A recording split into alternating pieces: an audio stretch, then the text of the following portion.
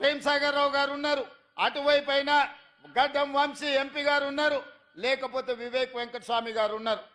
ఈ పార్లమెంటులో 7 అసెంబ్లీలు పార్లమెంటు మీరు అభిమానంతో ఎమ్మెల్యేలను ఎంపీని గెలిపించారు కాబట్టి ఈనాడు ఈ ప్రాంతానికి వేలాది కోట్ల రూపాయలు నిధులు ఇవ్వడమే కాదు, రామగుండంలో విద్యుత్ ప్రాజెక్టు కావచ్చు, పెద్దపల్లిలో సాగునీటి ప్రాజెక్టులు కావచ్చు, ఇవాళ ధైర్యంగా మీరు అడగలుగుతున్నారు, కొట్లాడగలుగుతున్నారు.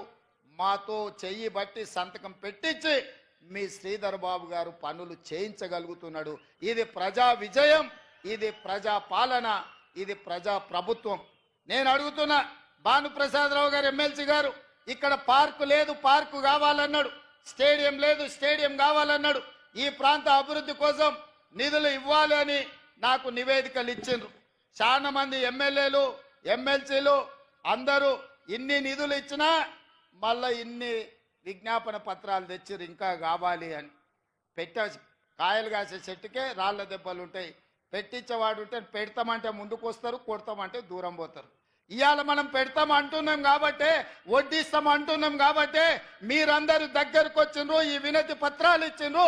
ఇవాళ మీ అందరికి మంచి చేయడానికి ఈ నివేదికలు మొత్తం మళ్ళీ సచివాలయానికి వెళ్ళిన తర్వాత ఒక్కొక్కటిగా వీటిని పరిశీలించి తప్పకుండా ఇందులో ఉన్న అంశాలను ప్రభుత్వం సానుకూలంగా నిర్ణయాలు తీసుకుంటుంది.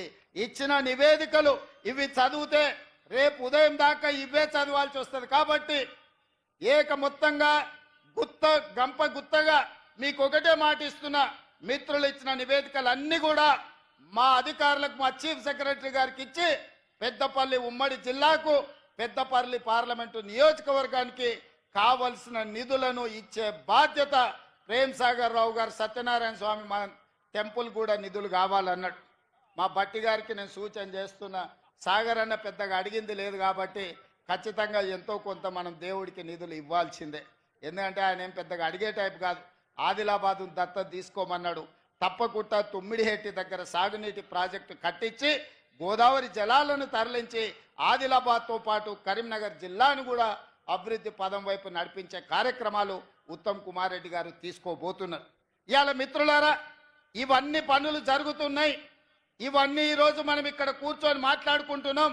మీరు అడగగలుగుతున్నారు, మీరు విజ్ఞప్తి చేయగలుగుతున్నారు అంటే ఈనాడు తెలంగాణ రాష్ట్రంలో ప్రజా పాలన ఉంది, ప్రజా ప్రభుత్వం ఉంది. సంవత్సరం పూర్తి చేసుకున్న సందర్భంగా ఈ సంవత్సరం మీకోసం రోజుకు 18 గంటలు కష్టపడుతూ ఎక్కడ చూడకుండా చెమట తీస్తూ పని చేస్తుంటే కొంతమంది కడుపు నొప్పితో, లేకపోతే భవిష్యత్తు వాళ్ళకు లేదు, ఇక చీకటి మయమైందని తప్పుడు ప్రచారాలు చేస్తున్నారు. పెద్దలు కొంతమంది కలిస్తేనే ఏమున్నారా మీరు చేసింది కూడా చెప్పుకోలేకపోతున్నారు. 10 ఏళ్ళు మోసం చేసినోడే ఇవాళ బజార్ల మీదకి వచ్చి మీరేం చేయలేదని మిమ్మల్ని అంటున్నారు. 10 ఏళ్ళ పాలనను 10 నెలల పాలనను పోల్చి చూసుకోండి అని మీ ప్రజలకు చెప్పాలి కదా. మీ కార్యకర్తలు కూడా ఎక్కడికక్కడ విశ్రాంతి తీసుకుంటున్నారు, చెట్టు కింద మంచిగా దుప్పటి కప్పుకొని నిద్రపోతున్నారు. ఏందని పెద్ద మనుషులు అడుగుతారు. అంటే నేను అన్నా, మేము 10 ఏళ్ళు ఎన్నో కేసులు కట్టుకున్నాం, ఎంతోమంది జైల్లోకి పోయినాం. ఈ జెండా మోసి భుజాలు కాయలు కాసి ప్రాణాలు కోల్పోయిన మా కార్యకర్తలు ఇవాళ సేద తీరుతున్నారు, వ్యవసాయం మీద దృష్టి పెట్టినరు, ఉద్యోగ ఉపాధి అవకాశాల కోసం ప్రయత్నం చేస్తున్నారు. అంతే తప్ప శత్రువు ఏం చేస్తున్నాడో చూడక కాదు, చూస్తాం ఖచ్చితంగా. 10 నెలల పాలన మీద వాళ్ళు చేసిన విష ప్రచారం డిసెంబర్ 1 నుంచి డిసెంబర్ 9 వరకు 10 రోజులు వాళ్ళు చేస్తున్న విష ప్రచారాన్ని తిప్పి కొట్టి చరిత్రను తిరగ రాస్తామని చెప్పడం జరిగింది. దానికి ఉప ముఖ్యమంత్రి వర్యులు బట్టి విక్రమార్క గారు ఈరోజు బాధ్యత తీసుకొని ముందుకు నడిపిస్తున్నారు. మిత్రులారా, ఈ వేదిక మీద నుంచి తెలంగాణ 4 కోట్ల ప్రజలు నేను అడగదలుచుకున్నా. ఆనాడు 1200 మంది విద్యార్థులు ఆత్మ బలిదానాలు చేసుకున్నది తెలంగాణ రాష్ట్రంలో. నెలల కొద్దీ నిరసన తెలుపుతూ, రాస్తారోకలు చేస్తూ, వంట వార్పు చేస్తూ పిల్లలు ప్రాణాలు ఇచ్చి తెలంగాణ రాష్ట్రం తెచ్చుకున్నది ఎందుకు అని నేను అడుగుతున్నా. ఇవాళ 10 సంవత్సరాలు నిజంగానే రైతులకు వాళ్ళు బోనస్ ఇచ్చుంటే, వరి వేసుకున్న రైతులకు గిట్టుబాటు ధర ఇచ్చినుంటే ఈరోజు తెలంగాణ రాష్ట్రం సస్యశ్యామలం అయ్యి ఉండేది. చంద్రశేఖరరావు గారు ఏమన్నారు ఆనాడు, ఎందుకు ఈ వరి విషయం ఈ పెద్దపల్లి మీదనే ప్రస్తావిస్తున్నంటే 33 జిల్లాలల్లో అత్యధికంగా ఒడ్లు పండించే జిల్లా ఈ పెద్దపల్లి జిల్లా. 2 లక్షల ఎకరాలల్లో సన్న ఒడ్లు పండించి రికార్డు సాధించింది. 95% ఈడ రైతుల ఖాతాలో డబ్బులు పడ్డాయి. సన్న ఒడ్లు పండించిండ్రు, వాళ్ళకు 500 రూపాయల బోనస్ వచ్చింది. ఇవాళ గిట్టుబాటు ధరతో పాటు బోనస్ కూడా తెలంగాణ రాష్ట్రంలో తెచ్చుకుంటున్నాం. ఇదే కాదు, తెలంగాణ ఉద్యమమే ఉద్యోగ ఉపాధి అవకాశాలు. 10 ఏళ్ళు వాళ్ళు ఇవ్వలేదు. ఇవాళ 10 సంవత్సరాల తర్వాత మనం అధికారంలోకి వచ్చిన ఎంబడే మొత్తంగా ఒక్క సంవత్సరంలో 55,143 ప్రభుత్వ ఉద్యోగాలను నిరుద్యోగ యువకులకు అందించడం ద్వారా దేశంలోనే రికార్డు నెలకొల్పిన రాష్ట్రం తెలంగాణ రాష్ట్రం. అందులో ప్రధానంగా హోంశాఖ కావచ్చు, విద్యాశాఖ కావచ్చు, గ్రూప్ 1 కావచ్చు, వైద్య ఆరోగ్య శాఖ కావచ్చు, బీసీ సంక్షేమ శాఖ కావచ్చు, ఎస్సీ అభివృద్ధి శాఖ కావచ్చు, మైనారిటీ సంక్షేమ శాఖ కావచ్చు, ఎస్టీ సంక్షేమ శాఖ కావచ్చు, నీటిపారుదల శాఖ కావచ్చు, రెవెన్యూ శాఖ కావచ్చు, పంచాయతీరాజ్ గత విద్యాశాఖ కావచ్చు, రోడ్లు రవాణా రోడ్లు భవనాల శాఖ కావచ్చు, పురపాలక పట్టణ అభివృద్ధి శాఖ కావచ్చు, పశు సంవర్ధక మత్స్య డైరీ శాఖ కావచ్చు, వ్యవసాయ సహకార శాఖ కావచ్చు. మిత్రులారా, ఈ శాఖలల్లా మన ప్రభుత్వం ఇందిరమ్మ రాజ్యంలో మొదటి సంవత్సరం 55,143 ఉద్యోగ పత్రాలు, నియామక పత్రాలు, ఈనాడు గ్రూప్ 4 8,084 మంది నియామకాలతో 55,143 ఉద్యోగాలను ఇవాళ మన ప్రభుత్వం ఇచ్చింది. పెద్ద ఎత్తున చప్పట్లు కొట్టండి. బట్టి విక్రమార్క గారు నిధులు మంజూరు చేస్తేనే, మంత్రివర్గం ఆమోదిస్తేనే 55,143 ఉద్యోగాలు నేను ఇవ్వగలిగిన ఈ దేశానికే గొప్ప రికార్డు. ఈ దేశంలో నేను సూటిగా కిషన్ రెడ్డి గారిని సవాలు విసురుతున్నా, లేకపోతే బండి సంజయ్ గారు మీ పక్కనే ఉంటారు, బండి సంజయ్ గారు, కిషన్ రెడ్డి గారు, నేను సవాలు విసురుతున్నా. నరేంద్ర మోడీ గారు 14 సంవత్సరాలు గుజరాత్ ముఖ్యమంత్రిగా ఉన్నాడు. 11 సంవత్సరాల నుంచి వారు ప్రధానమంత్రిగా ఉన్నారు. 25 సంవత్సరాలల్లా గుజరాత్ రాష్ట్రంలో ఏ ఒక్క సంవత్సరమైనా మేము ఈ మొదటి సంవత్సరంలో ఇచ్చిన 55,000 ఉద్యోగాలు ఇచ్చిండ్రా? నేను సవాలు విసురుతున్న, చర్చకు సిద్ధమా?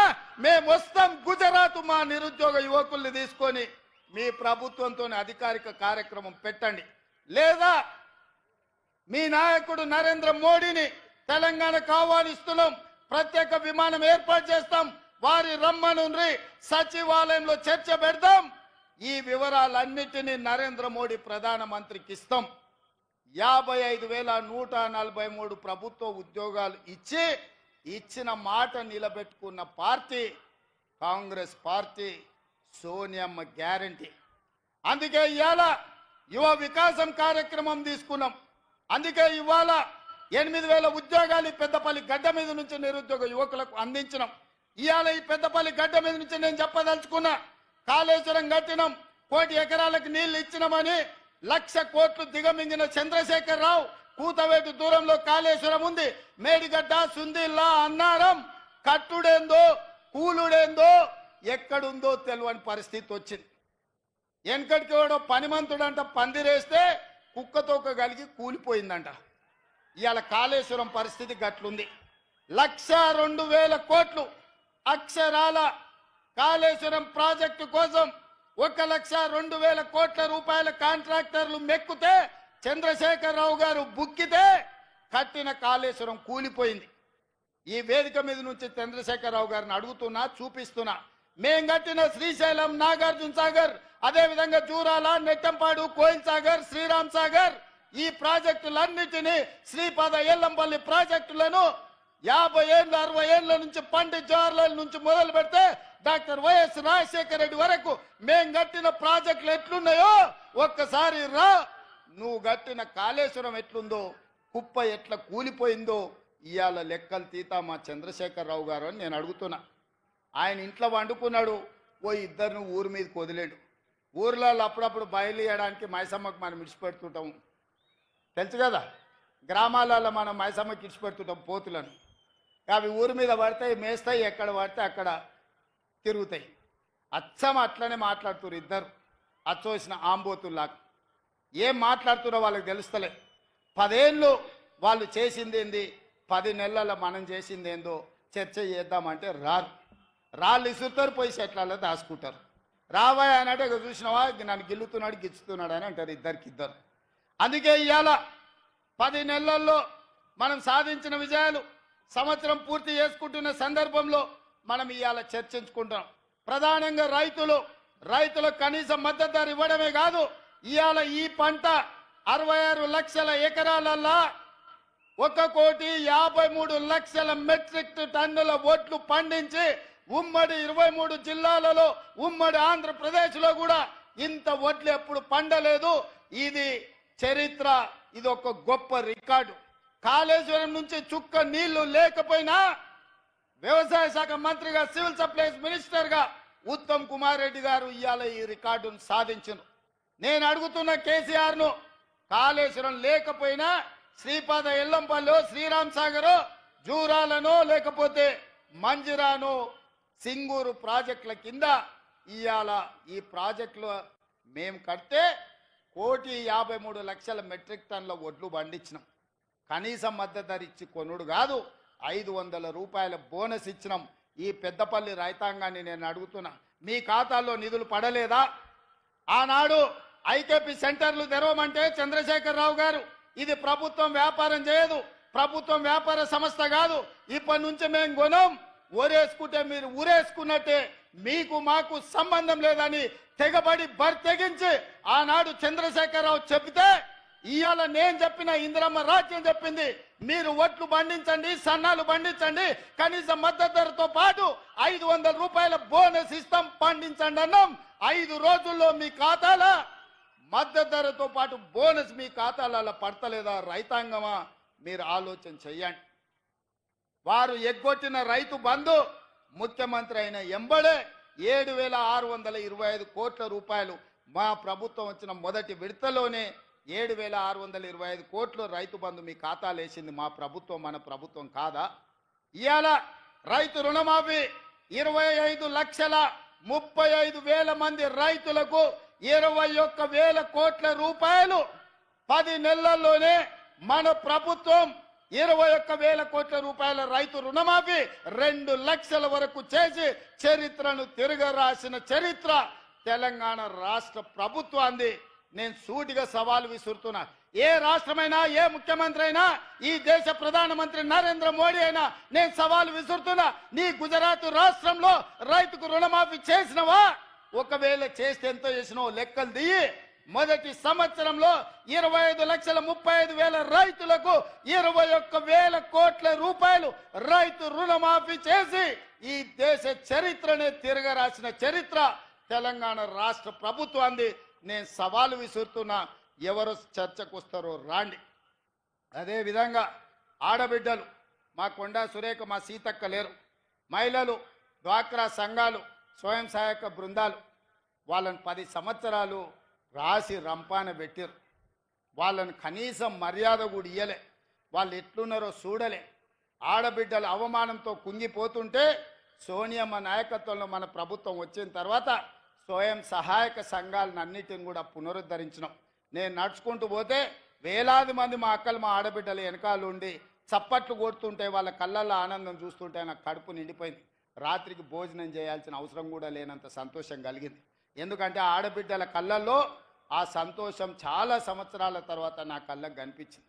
ఎందుకంటే ఇవాళ 67 లక్షల మంది స్వయం సహాయక సంఘాలు ఉన్నాయి. 0 వడ్డీ ఇవ్వడమే కాదు, వాళ్ళని 1 కోటి మంది సభ్యులుగా మార్చి 1 కోటి మంది ఆడబిడ్డల్ని కోటీశ్వరులను చెయ్యాలని కంకణం కట్టుకున్నాం. తప్పకుండా 10 సంవత్సరాలలో ప్రతి ఆడబిడ్డను కోటీశ్వరాలు చేసి తీర్చే బాధ్యత మాది.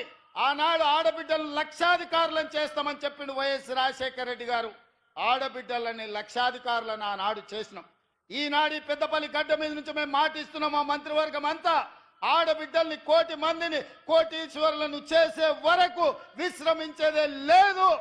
ఐకేపీ కేంద్రాలే కాదు, సోలార్ పవర్ ఉత్పత్తి నుంచి ఆర్టీసీలో బస్సులు కిరాయి పెట్టే వరకు ప్రతి వ్యాపారంలో మహిళా సంఘాలను రాణించే విధంగా వాళ్లకు రుణాలు ఇప్పించి వాళ్ళను వ్యాపారస్తులను చేసి వాళ్ళను కోటీశ్వరులుగా మార్చే బాధ్యత కాంగ్రెస్ తీసుకుంటుంది. అందుకే పొంగులేటి శ్రీనివాసరెడ్డి గారి నేతృత్వంలో వరంగల్లో ఆడబిడ్డల కోసం కార్యక్రమం తీసుకొని 1,00,000 మంది ఆడబిడ్డల సమక్షంలో వరంగల్ ఆర్ట్స్ కాలేజ్ మైదానంలో ఆడబిడ్డలకు ఏం చెయ్యాలనుకుంటున్నామో ఏం చేసినామో చెప్పినాం. మళ్ళొక్కసారి తెలంగాణ రాష్ట్ర ఆడబిడ్డలకు నేను గుర్తు చేయదలుచుకున్నా, 1 కోటి మంది ఆడబిడ్డల్ని కోటీశ్వరులను చేసే బాధ్యత మీ తమ్ముడుగా, మీ అన్నగా నాది, మీ బిడ్డగా నాది అని చెప్తున్నా. మీ ఆశీర్వాదం ఉంటే ఆ 1 కోటి ఓట్లు బౌలింగ్ బూత్లో డబ్బాల పడితే మా సోదరులు ఓటు వేసినా వేయకపోయినా రెండోసారి అల్కగా ముఖ్యమంత్రి అవుతాను ఆడబిడ్డలకు నేను చెప్పదలుచుకున్నా. ఈసారి 92 లక్షల ఓట్లు వస్తేనే కాంగ్రెస్ ప్రభుత్వం వచ్చింది. వచ్చేసారి మా ఆడబిడ్డలు 1 కోటి మంది 1 కోటి ఓట్లు వేస్తే వీళ్ళు ఇచ్చేది బోనసే తప్ప అస్సలు కాదు. ఆడబిడ్డలు ఇచ్చేది అసలు అవుతుంది, మా సోదరులు వేసే ఓట్లు బోనస్ అవుతాయి. కేసీఆర్కు వజీఫ్ అవుతుంది, ఇక మళ్ళీ వెనక కూడా రాకుండా పోతాడు. ఆడబిడ్డల పట్ల ప్రణాళికలు ఆ విధంగా ఉన్నాయి. అదేవిధంగా యువకులు, నిరుద్యోగ యువకులు, విద్యార్థులు, ఇవాళ విద్యార్థుల కోసం యూనివర్సిటీలను చంద్రశేఖరరావు గారు పూర్తిగా నిర్వీర్యం చేసిండు. వైస్ ఛాన్సలర్లు లేరు, ప్రొఫెసర్లు లేరు, అసిస్టెంట్ ప్రొఫెసర్లు లేరు, అసోసియేట్ ప్రొఫెసర్లు లేరు, లెక్చరర్స్ లేరు, టీచింగ్ స్టాఫ్ లేరు, నాన్ టీచింగ్ స్టాఫ్ లేరు. మొత్తం దివాలా దీపిస్తే యూనివర్సిటీలను మనం వచ్చిన ఎంబడే 10 యూనివర్సిటీలకు వైస్ ఛాన్సలర్లను నియమించడమే కాకుండా డిఎస్సి నోటిఫికేషన్ ఇచ్చి 10 ఏళ్ల వాళ్ళు చేయని పని 11,000 మంది టీచర్ల నియామకం చేపట్టి తండాలలో, గూడాలలో, మారుమూల పల్లెల్లో ప్రతి పేదవాడికి విద్యను అందుబాటులోకి తేవాలి, పేదవాడు చదువుకోవాలి, ఈ అధికారంలో భాగస్వాములను చెయ్యాలి అని ఇవాళ 11,000 మంది టీచర్ల నియమించడమే కాదు, 35,000 మంది టీచర్ల బదిలీలు, 21,000 మంది టీచర్ల ప్రమోషన్లు ఇవ్వడం ద్వారా ఈరోజు మన ప్రభుత్వం విద్యకు అత్యంత ప్రాధాన్యత ఇచ్చి పేదవాడు చదువుకుంటేనే బాగుపడతాడనే విశ్వాసంతో పేదలకు విద్యను అందుబాటులోకి తీసుకురావాలనే ప్రయత్నం చేసినాం. అదే కాదు, కేజీ నుంచి పీజీ వరకు ఉండే అన్ని కళాశాలలను సమీక్షించి ఏ మండలాలలో జూనియర్ కాలేజీలు లేవో, ఏ ప్రాంతంలో పాలిటెక్నిక్ కాలేజీలు లేవో, ఏ ప్రాంతంలో డిగ్రీ కాలేజీలు లేవో, ఏ ప్రాంతంలో ఇంజనీరింగ్ కాలేజీలు లేవో, ఏ యూనివర్సిటీలో ఇంజనీరింగ్ అండ్ లా కాలేజీలు లేవో ఇవాళ వీసీ గారు నాకు తెచ్చిచ్చారు.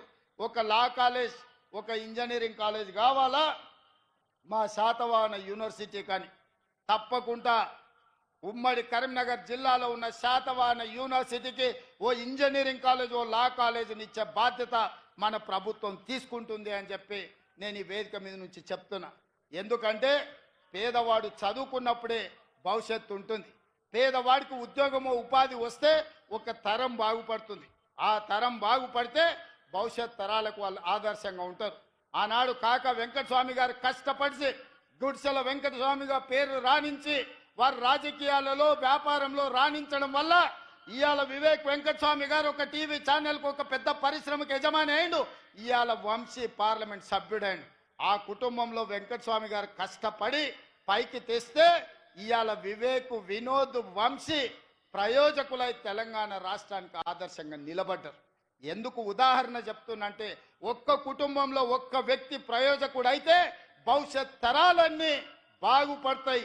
అందుకే ఇవాళ పట్టుబట్టి పోటీ పరీక్షలు పెట్టి ఎవడు అడ్డుపడ్డా అశోక్ నగర్లోనో లేకపోతే దిల్సుఖ్ నగర్ చౌరస్తలా కొంతమంది కృత్రిమ ఉద్యమాలు చేపించినా వాళ్ళందరినీ పిలిచి మాట్లాడిన నేను అడగదలుచుకున్న నిరుద్యోగ యువకుల్ని తెలంగాణ ఉద్యమం ద్వారానే సాధించినాం. ఇందిరా పార్కులో మన పార్లమెంట్ సభ్యులు ప్రభుత్వం ఉన్న తెలంగాణ కోసం ఉద్యమంలో ముందుకు నడిచిండ్రు. కానీ తెలంగాణ వచ్చినప్పుడే ఇందిరా పార్కు తాళం వేసింది చంద్రశేఖరరావు కాదా? తెలంగాణ రాష్ట్రంలో నిరసన తెలిపొద్దు, ప్రజలు హక్కులను అడగొద్దు అని నిర్బంధాల మధ్య, లాఠీ చార్జీల మధ్యలో, తుపాకీ తూటాల మధ్యలో తెలంగాణ రాష్ట్రాన్ని 10 సంవత్సరాలు నడిపితే ఈ ప్రభుత్వం వచ్చిన ఎంబడే ఇందిరా పార్కు దగ్గర ధర్నా చౌక్ తెరిచి ప్రజలారా మీరు ధర్నా చేసుకోండేదని ఉంటే మా ప్రభుత్వం తప్పకుండా పరిగణలోకి తీసుకుంటుందన్నాం.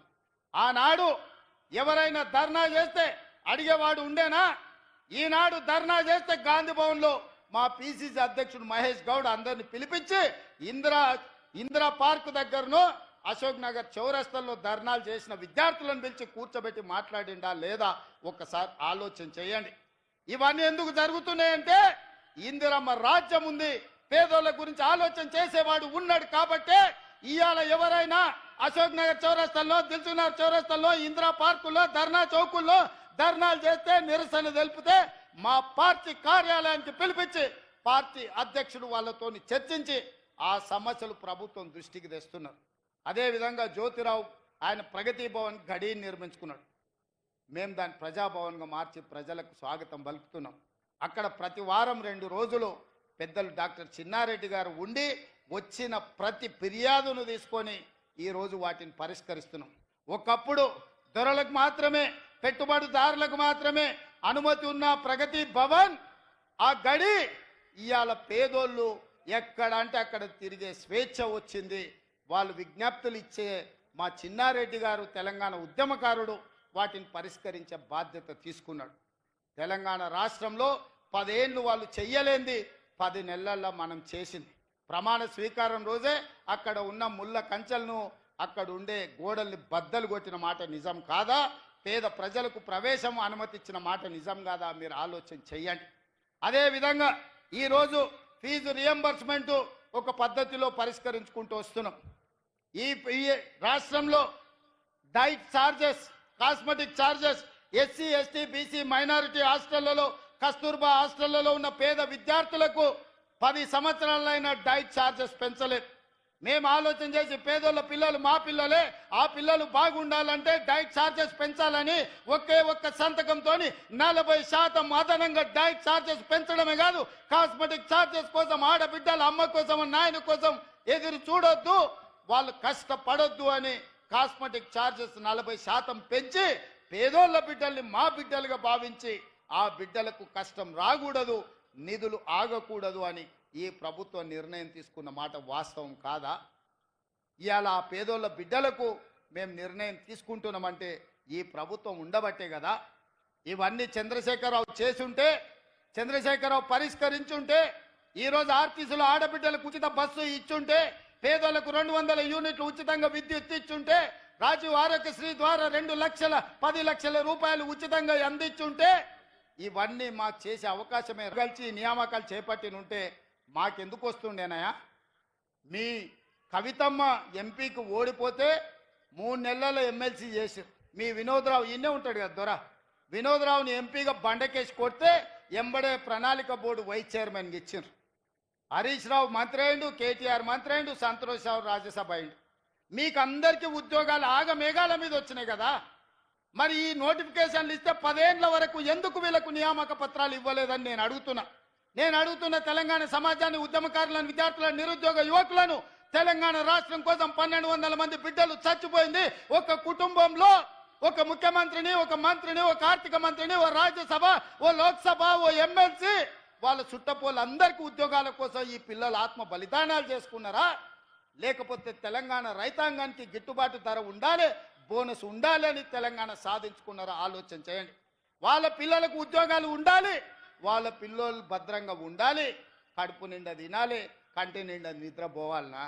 ఇవాళ పేదోళ్ళ పిల్లలు 35 లక్షల మంది కోచింగ్ సెంటర్లలో 10 ఏళ్ల నుంచి తల్లిదండ్రులు ఉపాధి హామీ కూలీ పైసలు రూపాయి జమ చేస్తే 10 ఏళ్ళు పోటీ పరీక్షల కోసం ఢిల్లీ, హైదరాబాద్ చౌరస్తాలల్లో నిరుద్యోగ యువకులుగా తిరుగుతున్నాం.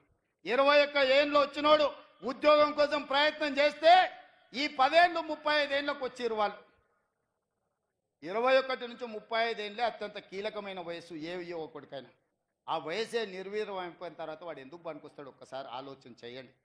అందుకే మేము ఆలోచన చేసి ఈ పేదవాళ్ళ కోసం, నిరుద్యోగ యువకుల కోసం 55,000 ఉద్యోగాలు ఇవ్వడం ద్వారా ఈరోజు వాళ్ళను విముక్తి కలిగించినాం. కోచింగ్ సెంటర్ల చుట్టూ తిరిగి ప్రదక్షిణలు చేసి జీవితం మీద నిరాశతోని ఆత్మహత్యలు చేసుకోవద్దని ఒక మహేందర్ ముదిరాజు, ఒక సురేష్ నాయకో, లేకపోతే ఒక ముత్యాల సాగరో, లేకపోతే ఒక కవితనో వనపర్తిలో సూసైడ్ చేసుకున్న పిల్లలు, అట్లాంటి సంఘటనలు జరగొద్దు అని ఇవాళ ఈ పరీక్షలన్నీ నిర్వహించినాం.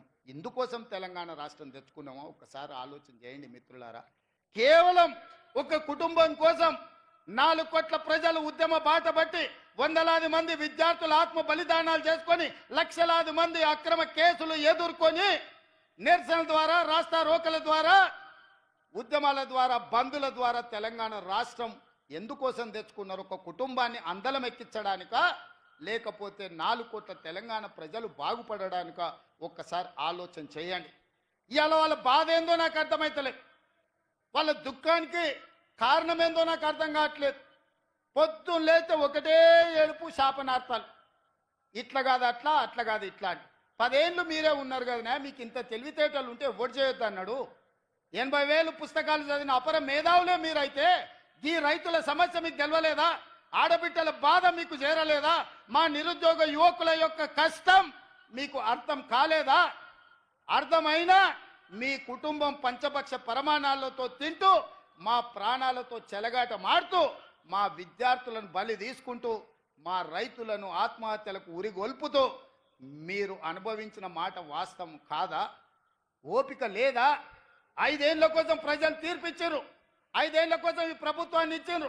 5 ఏళ్ల తర్వాత మేము చేసిన పనులన్నిటిని తీసుకెళ్లి ప్రజలకు ఈ విధంగా వివరించి 5 ఏళ్ళు మేము పనిచేసినాం, మరో 5 ఏళ్ళు అవకాశం ఇవ్వండి అని ప్రజల దగ్గరికి మేము వెళ్తాం కదా. తెల్లారకు ముందే కొత్త బిచ్చగాడు పొద్దుకు తిరగాడు అన్నట్టు పొద్దున్న లేస్తే తలా ఓదిక్కు చేరి ఈ ప్రభుత్వాన్ని పని చేయనీయము అని అంటున్నారు. అందుకే తెలంగాణ సమాజాన్ని ఆలోచన చేయమని నేను అడుగుతున్నా. ఇవాళ 5 ఏళ్ల కోసం ఎన్నుకున్న ప్రభుత్వం అద్భుతాలు సృష్టిస్తుందా ఒకటే రోజు? ఎంత కండలు తిరిగిన 6 ప్యాక్ ఉన్న పిల్లగానికి 6 అడుగులు ఆజానుబాహు అంటారు కదా, అట్లాంటి కండలు తిరిగిన వాడికి పెళ్లి చేస్తే ఒకటే రోజు పిల్లలు అవుతారా? అవుతారా చెప్పండి. కండలు తిరిగే ఉండొచ్చు, 6 అడుగుల ఉండొచ్చు, పెళ్లి చేస్తే ఒకటే రాత్రికి పిల్లలను చేయగలడా? దేనికైనా ఒక ప్రాసెస్, ఒక విధానం, ఒక విధి విధానాలు ఇవన్నీ ఉంటాయి. ఆ విధి విధానాల ప్రకారం ప్రభుత్వం పనిచేస్తుంది. మీకు నిధులు ఇవ్వాలన్నా కింద సెక్షన్ ఆఫీసర్ నుంచి పై వరకు చీఫ్ సెక్రటరీ వరకు సంతకమై మంత్రి దగ్గర క్లియర్ అయి, ఆర్థిక మంత్రి దగ్గర క్లియర్ అయి, ముఖ్యమంత్రి కార్యాలయానికి వస్తేనే సంతకం పెట్టాల్సి వస్తుంది. ప్రతి పనికి ఒక ప్రాసెస్ ఉంటుంది. ఆ ప్రాసెస్ను కంప్లీట్ చేయడానికి ఒక విధానం ఉంటుంది. ప్రజలు మాకు అధికారం ఇచ్చింది 5 ఏళ్ల కోసం, అప్పుడే ఎందుకంత ఆతృత అని నేను అడుగుతున్నా. ఏందా మీ బాధ, మీ దుఃఖము ఏంది? ఏంది తండ్రి కొడుకు అల్లుడు చూడుండ్రి, ఒక్కసారి ఆలోచన చేయమని అడుగుతున్న తెలంగాణ సమాజం. 10 ఏళ్ళు వాళ్ళే కదా కుర్చీలు ఉన్నది, 10 నెలలు కూడా ఓపిక పట్టారా?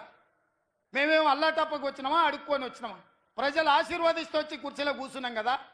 మిమ్మల్ని బొందబెట్టి మమ్మల్ని కుర్చీలో కూర్చోబెడితేనే కదా ఇవాళ మేము వచ్చింది. అప్పుడే దిగిపో దిగిపో దిగిపో అని అంటే ఏంది ఇది? మేము అట్లనే చేసినామా? 5 ఏళ్ళు జానారెడ్డి గారు ప్రతిపక్ష నాయకుడిగా ఎప్పుడైనా ఇట్లా చిల్లర మాటలు మాట్లాడిండగా, చిల్లర మల్లరగా వ్యవహరించిండా? 5 ఏళ్ళు సిఎల్పి నాయకుడిగా బట్టి విక్రమార్క గారు ఉన్నారు. శాసనసభ సమావేశాలను ఒకసారి చూడండి, ఇట్లాంటి చిల్లర మాటలు ఎప్పుడైనా మాట్లాడిండా? ప్రభుత్వానికి సహేతుకమైన సలహాలు ఇచ్చిండు, సూచనలు ఇచ్చిండు, ప్రభుత్వం పనిచేసే విధంగా సహకరించండి తప్ప ప్రభుత్వాన్ని నడవనీయకుండా కాళ్ళల్లో కట్టబెట్టే ప్రయత్నం చేయలే. ఇవాళ నేను చంద్రశేఖరరావుని అడుగుతున్నా, మీరు ఉద్యమకారుని అంటారు, తెలంగాణ సాధించినోని అంటారు, 80,000 పుస్తకాలు చదివినోని అంటారు, నీ అంత మేధావి లేడంటారు, అన్ని కరెక్టే ఉన్నాయి. కానీ ఈ మేధావికి ఈ ఇంగిత జ్ఞానం అనేది 5 సంవత్సరాలకు ఎన్నికైన ప్రభుత్వం ఆ పిల్లల్ని పని చేయనిద్దాం, నా అనుభవంతో వాళ్ళకు కొన్ని సూచనలు ఇద్దామని ఎందుకు ముందుకు వస్తలేడని నేను అడుగుతున్నా. రండి చంద్రశేఖరరావు గారు, శాసనసభకు రండి, మీ అనుభవాన్ని తెలంగాణ ప్రజలకు పంచండి. 1 ఎకరాకు ₹1 కోటి వ్యవసాయంలో ఎట్లా సంపాదించవచ్చో వ్యవసాయ క్షేత్రాలు, రైతు వేదికలు ఉన్నాయి, లైవ్ పెడతాం, మీరు రాండి. ఆ ప్రజాభవన్ నుంచే మీరు విశ్లేషించండి, మీ మేధావితనంతో ఎకరాకు ₹1 కోటి ఎట్లా పండించవచ్చో చెప్పండి. ఇవాళ మేము గిట్టుబాటు ధరతో పాటు ₹500 బోనస్ ఇస్తున్నాం, అభినందించండి. ఏం పోతుంది? వయసులో పెద్దోనివి, అనుభవంగా లోనివి, కేంద్ర మంత్రిగా చేసినావు, ముఖ్యమంత్రిగా చేసినావు. అరే యువకులు కష్టపడుతున్నారు, మంచి పని చేస్తురా, ఈ పిల్లలు బాగానే చేస్తున్నారు, చేయని అని ఒక ఆశీర్వాదం ఇయ్యి, ఓ మంచి మాట మాట్లాడు.